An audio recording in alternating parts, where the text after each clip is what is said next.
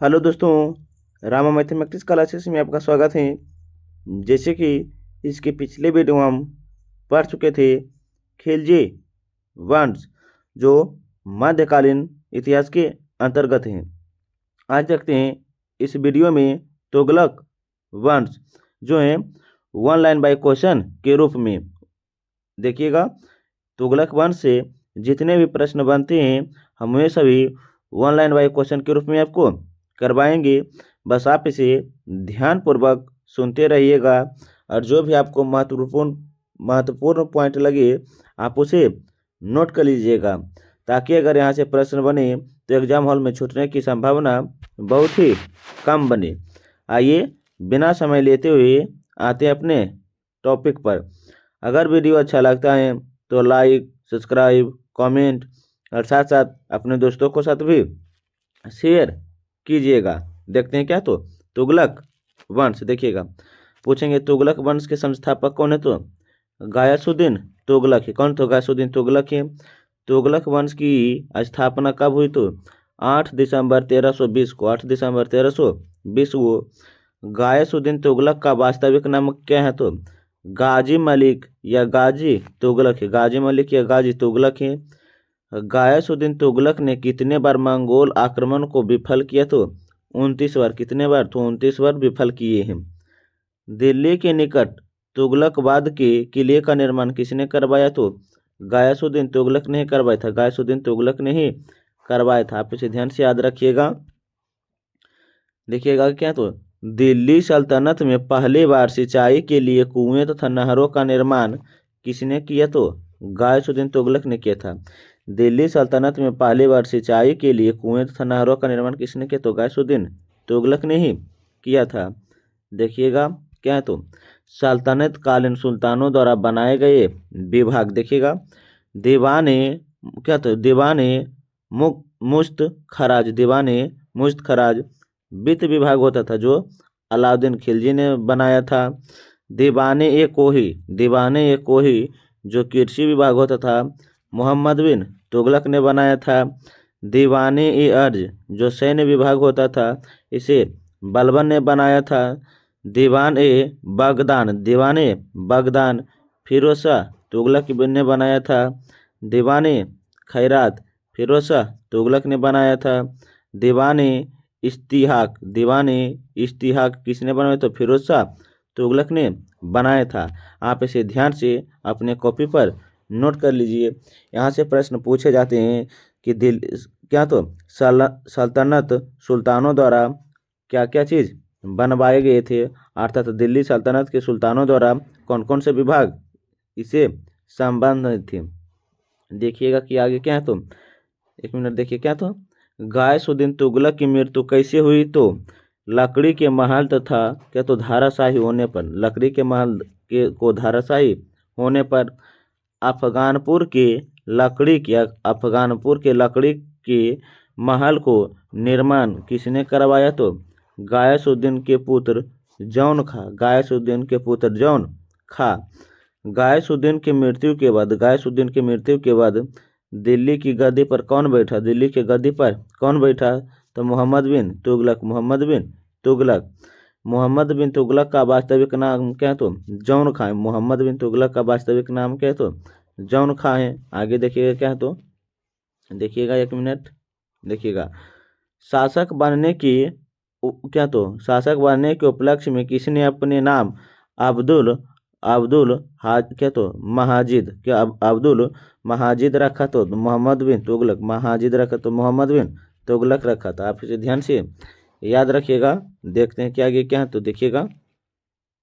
दिल्ली सल्तनत के सभी सुल्तानों में सर्वाधिक शिक्षित विद्वान योग कौन था, तो मोहम्मद बिन तुगलक था। दिल्ली सल्तान के सभी सुल्तानों में सर्वाधिक शिक्षित विद्वान और योग कौन था, तो मोहम्मद बिन तुगलक था। मोहम्मद बिन तुगलक के शिक्षक कौन है, तो मौलाना गायसुद्दीन है। मौलाना गायसुद्दीन है। मोहम्मद बिन तुगलक ने अपने चचेरे भाई फिरोज शाह तुगलक को कौन सा पद प्रदान किया, तो नायाब बराबक का। मोहम्मद बिन तुगलक का साम्राज्य कितने प्रांतों में बांटा गया, तो 23 प्रांतों में। मोहम्मद बिन तुगलक ने कृषि के विकास के लिए कौन सा विभाग की स्थापना की? तो दीवाने कोही कृषि विभाग की स्थापना की किसने? तो मोहम्मद बिन तुगलक ने। मोहम्मद बिन तुगलक ने दिल्ली से राजधानी बदलकर कहाँ ले गई? तो देवगिरी ले गई थी मोहम्मद बिन तुगलक। मोहम्मद बिन तुगलक ने देवगिरी का नाम बदलकर क्या रखा? तो दौलताबाद रखा। क्या? तो दौलताबाद रखा। आप इसे ध्यान से याद रखिएगा। देखते हैं क्या आगे क्या। तो मोहम्मद बिन तुगलक ने पुनः दौलताबाद से राजधानी बदलकर दिल्ली कब स्थापित की? तो 1335 में। पहले देखिएगा क्या? तो दिल्ली से ले गए दौलताबाद से फिर तुरंत कहने आए तो दिल्ली लाए। आप इसे ध्यान से याद रखिएगा। किसने करवाए? तो मोहम्मद बिन तुगलक ने। किस योजना के तहत मोहम्मद बिन तुगलक को सांकेतिक सिक्कों का प्रचलन करवाए? तो तृतीय योजना के तहत। इब्न बतूता किसके शासनकाल में आया? तो मोहम्मद बिन तुगलक के ही शासनकाल में आया था। यात्री इब्न बतूता कहाँ से आया था? तो मोरक्को से। कहाँ से? तो मोरक्को से आया था। मोहम्मद बिन तुगलक के इब्न बतूता को दिल्ली के किस पद पर नियुक्त किया? तो प्रमुख काजी के पद पर नियुक्त किया था।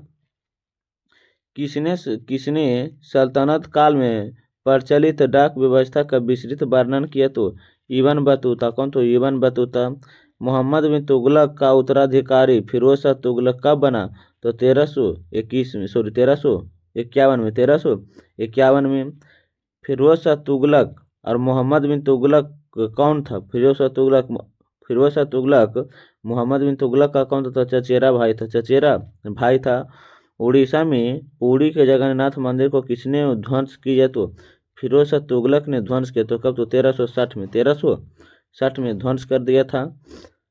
क्या? तो नागरकोट के प्रसिद्ध ज्वालामुखी मंदिर को किसने ध्वस्त किया? तो फिरोज शाह तुगलक ने किया था 1361 में। 24 कष्टदायक करों को किसने समाप्त किया? तो फिरोज शाह तुगलक ने। 24 कष्टदायक करों को किसने समाप्त किया? तो फिरोज शाह तुगलक ने किया था। किस सुल्तान के दरबार में सबसे अधिक मुसलमान रहते? तो फिरोज शाह तुगलक ने केवल 4 प्रकार का कर लेते थे। वे कौन कौन थे? खराज, खुम्स, जजिया, ज़कात। ये कौन कर लेते? तो फिरोज शाह तुगलक। आप इसे ध्यान से याद रखिएगा। क्या है? तो देखिएगा खराज, खुम्स, जजिया, ज़कात ये मोहम्मद बिन तुगलक लेते थे। क्या? तो फिरोज शाह तुगलक। देखिएगा फिरोज शाह तुगलक ने सिंचाई की सुविधा के लिए कौन सी नहर बनवाई? तो 5 नहर। कितनी नहर बनवाई? तो 5 नहर। फिरोज शाह तुगलक ने सिंचाई सुविधा के लिए कितनी नहर का बनवाई? तो 5 नहर। फिरोज शाह तुगलक ने कितने बाग लगवाए? तो लगभग 1200। फिरोजाबाद, हिसार, फतेहाबाद, जौनपुर और फिरोज नामक नगर को किसने बसाया? तो फिरोज शाह तुगलक ने ही बसाया था। देखिएगा आगे। फिरोज शाह तुगलक को सबसे ज़्यादा कौन सी नगर पसंद आया? तो फिरोजाबाद। कौन? तो फिरोजाबाद। मेरठ और टोपारा से अशोक स्तंभ को लाकर किसने दिल्ली में स्थापित किया? तो फिरोज शाह तुगलक ने किया था। फिरोज शाह तुगलक ने अपने अनाथ स्त्री, विधवा एवं लड़कियों की सहायता के लिए किस विभाग की स्थापना की? तो दीवाने खैरात की। दासों को देखभाल हेतु फिरोज शाह ने कौन स्थापना की? तो दीवाने बागदान के। किस सुल्तान ने बेरोजगारों को रोजगार दिया? तो फिरोज शाह तुगलक ने। किस सुल्तानों ने बेरोजगारों को रोजगार दिया? तो फिरोज शाह तुगलक ने। देखिएगा आगे क्या है। तो 1 मिनट देखिएगा। हाँ, फिरोज शाह तुगलक ने सैनिक को वेतन किस रूप में दिया करते? तो जागीर के रूप में। सिक्के पर खलीफा का नायाब क्या? तो खुदवाने वाला भारत का प्रथम सुल्तान कौन है? तो फिरोज शाह तुगलक। वो कौन है? तो भारत का प्रथम। क्या? तो फतुहात ए फिरोज शाही किसकी आत्मकथा है? तो फिरोज शाह तुगलक के ही है। फिरोज शाह तुगलक की मृत्यु कब हुई? तो 1388 में हुआ है। देखिएगा 1388 में फिरोज शाह तुगलक की मृत्यु के बाद सल्तनत का अगला शासक कौन बनता है? तो तुगलक शाह बनता है। देखिएगा इसी में है। देखिएगा क्या? तो तुगलक वंश का अंतिम शासक कौन है? तो नासिरुद्दीन मोहम्मद है। कौन है? तो नासिरुद्दीन मोहम्मद है। आगे क्या है? तो देखिएगा तैमूर लंग ने किसके शासनकाल में भारत पर आक्रमण किया? तो नासिरुद्दीन मोहम्मद के शासनकाल में। क्या तो देखिएगा, तैमूर लंग ने किस वर्ष भारत पर आक्रमण किया? तो 1398 में, 1398 में। देखिएगा क्या आगे क्या है, तो 1 मिनट देखिएगा। तुगलक वंश का कौन सा शासक अपनी बुद्धिमत्ता एवं पागलपन के लिए जाना जाता है? तो मोहम्मद बिन तुगलक। मोहम्मद बिन तुगलक। किस किस तुगलक सुल्तान ने स्वयं को खलीफा का क्या तो लेफ्टिनेंट घोषित किया है? तो फिरोज शाह तुगलक। फिरोज शाह तुगलक। राजा को अपनी प्रजा से मुक्ति मिली और प्रजा को अपने राजा से मुक्ति मिली और निधन पर बदायूं ने किस प्रकार की टिप्पणी लिखी? तो मोहम्मद बिन तुगलक के बारे में, मोहम्मद बिन तुगलक के बारे में बताया गया था। मोहम्मद बिन तुगलक की मृत्यु कैसे हुई? तो ये क्या तो याटा से। किससे? तो याटा से हुई। मोहम्मद बिन तुगलक निपुण थे, तो सुलेखन में निपुण थे, सुलेखन में निपुण थे। ब्राह्मणों पर जजिया कर सर्वप्रथम किसने लगाया? तो फिरोज शाह तुगलक ने ही लगाया था। किसने नगर को सिजदे हिंद के रूप में जाना जाता है? तो जौनपुर के। किसे? तो जौनपुर को। क्या तो अबू बर्क का संबंध किस शासक वंश से था? तो तुगलक वंश से। तुगलक वंश से। कौन सा इतिहासकार सुल्तान महमूद के अनुरोध पर भारत आया था? भारत आया था तो अलबरूनी आया था। कौन? तो अलबरूनी आया था। किस सुल्तान ने सैन्य सेवा को वंशानुगत बनाया? तो फिरोज शाह तुगलक। फिरोज शाह तुगलक। फिरोज शाह तुगलक द्वारा स्थापित दार उल साफ क्या था? एक खैराती अस्पताल था, एक खैराती अस्पताल था। फिरोज शाह तुगलक की कौन सी नीति तुगलक साम्राज्य के लिए सर्वाधिक घातक सिद्ध हुई? तो क्या तो उलमियाओं क्या तो उलेमाओं की राजनीतिक में हस्तक्षेप की नीति। उलेमाओं की राजनीतिक में हस्तक्षेप की नीति।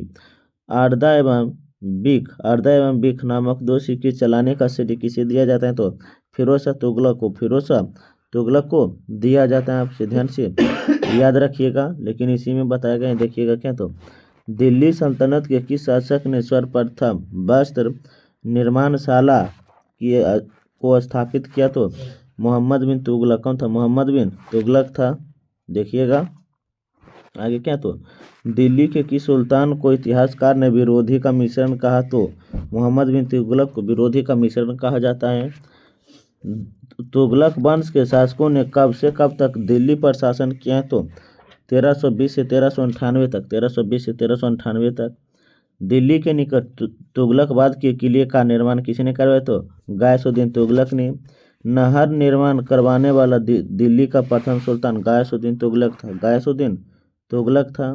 देखिएगा फिरोज शाह तुगलक की धार्मिक नीति थी क्या? तो धर्मात्मा एवं असहिष्णुता थी। धर्मात्मा एवं असहिष्णुता थी। क्या तो खोम्स युद्ध में लूटा गया धन में से कितना हिस्सा फिरोज शाह तुगलक अपने सैनिकों को दिया करते? तो 80% दिया करते थे।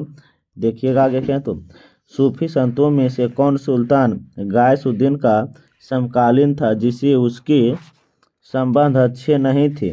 तो क्या निजामुद्दीन औलिया। निजामुद्दीन औलिया थे। भू राजस्व की वसूली हेतु भूमि को ठेके पर देने की प्रथा किसने शुरू किया? तो फिरोज शाह तुगलक। फिरोज शाह तुगलक थे।